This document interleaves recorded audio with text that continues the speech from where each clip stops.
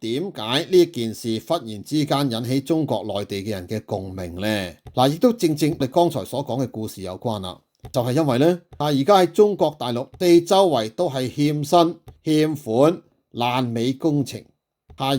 兩個本來從來都唔係做電影同動畫製作嘅兩母子，就被逼因為俾呢係政府工程出賣，跟住呢，就為咗要追數，夾硬呢就係走去呢製作電影㗎。咁結果呢，亦都好似將佢哋自己嘅故事呢係畫咗出嚟。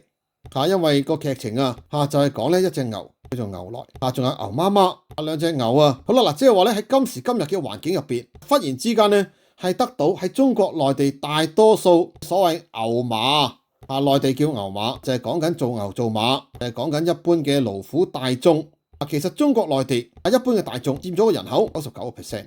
只有剩翻可能係1% 嘅少數係暴發戶，可能係官二代，可能有得貪污。咁所以啦，今時今日呢，佢哋嗰個叫做故事嘅背景仲有佢哋被政府嘅工程拖欠個尾數，就成為咗呢佢哋得到而家廣大嘅中國內地網民支持嘅東西。因此呢，個個都話獵奇，要去睇下喺呢套呢係90年代形式嘅 3D 製作動畫㗎。好啦，簡直呢係成為咗今年嘅電影嘅奇蹟㗎。